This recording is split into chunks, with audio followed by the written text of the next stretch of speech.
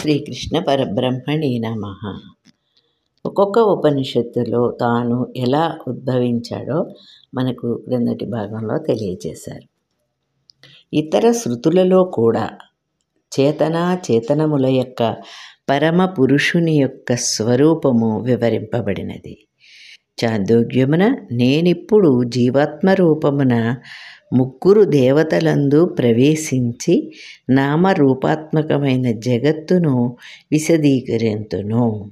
అనగా పృథివీ, జలము, తేజస్సు అను ముగ్గురు దేవతలందు ప్రవేశించి నామరూపాత్మకమైన జగత్తును విశదీకరింతును అని తైత్తరీయమున దానిని సృష్టి చేసి దాని యందే ప్రవేశించెను అని. తరువాత అతడు సత్యత్ అను రూపములు పొందెను. ఆ సత్యమే విజ్ఞానము, అవిజ్ఞానము సత్యము అనృతమయ్యనని చెప్పబడినది. ఇట్లు రెండింటి మధ్య ఆత్మ శరీర భావము స్పష్టమగుచున్నది. అందువలన కార్యావస్థ కారణ వ్యవస్థలో ఉన్నవాడు స్థూలము సూక్ష్మమైన జడ చేతన శరీరుడు ఆ పరమాత్మయే. ఇట్లు కారణము కార్యము అభిన్నమైనందువలన కారణమును సంపూర్ణముగా తెలుసుకున్నచో కార్యము కూడా సంపూర్ణముగా తెలిసినట్లగుచున్నది. కావున ఒక్కదానిని చక్కగా తెలుసుకున్నచో సర్వము తెలిసినట్లగును అను సిద్ధాంతము యుక్తియుక్తముగా కనిపించుచున్నది. చాందోగ్యోపనిషత్తులోని హంతా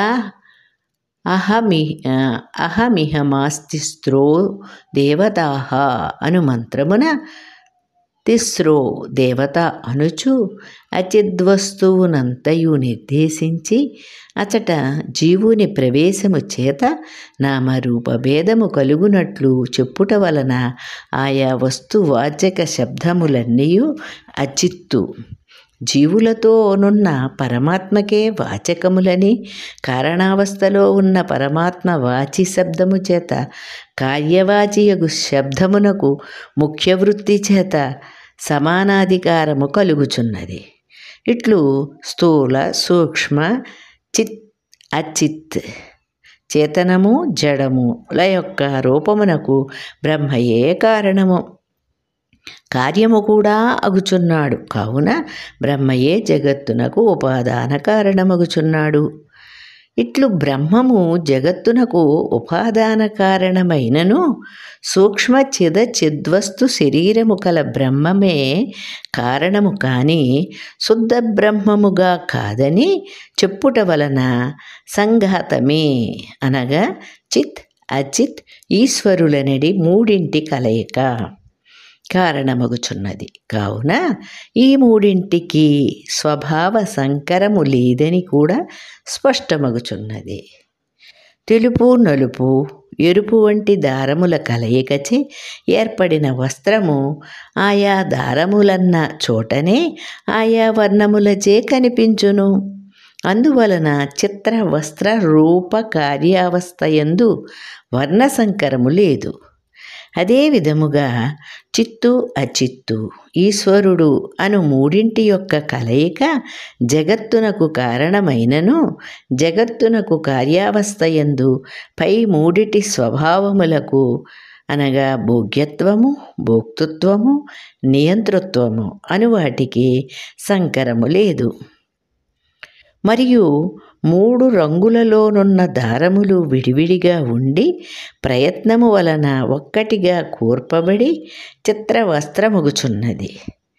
ఇట్లు దారములు విడివిడిగా నుండి కారణముగాను కలసియుండి కార్యముగాను కూడా అగుచున్నవి.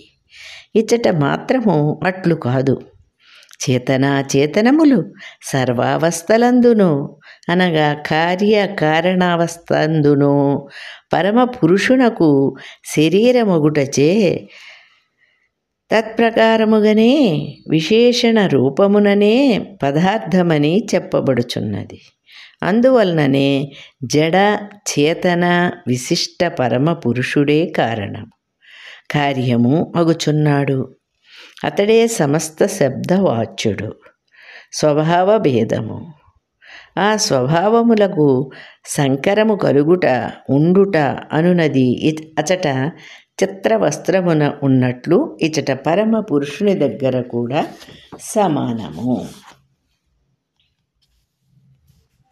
అందువలన పరబ్రహ్మము కార్యమున ప్రవేశించినను చిదచిత్తులతో కార్యావస్థను పొందినను స్వరూపమున ఎట్టి మార్పు లేనందువలన అవికారుడే అగును. నామరూపములచే భిన్నుడై స్థూల రూపున ఉన్న చిదచిత్తులకు ఆత్మగా ఉన్నందువలన కార్యత్వము కలుగవచ్చును. కార్యమనగా ఇంకొక అవస్థను పొందుట. పరబ్రహ్మకు హేయ గుణములు లేనందువలన నిర్గుణవాదము కూడా పొసగుచున్నది.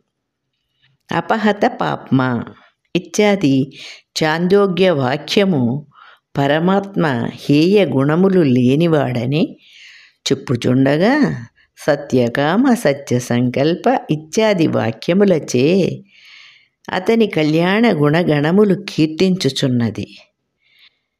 ఇట్లే వేదమునందు ఇతరత్ర కనిపించు నిర్గుణత్వము కూడా హేయ గుణ సంబంధముగానే గుర్తింపవలెను. పరబ్రహ్మ సర్వజ్ఞుడు, సర్వశక్తియుతుడు, హేయ గుణములు లేకుండా సమస్త కళ్యాణ గుణగణములు కలవాడు. మరికొన్ని విషయాలు తరువాతి భాగంలో తెలుసుకునే ప్రయత్నం చేద్దాం. సుశీల.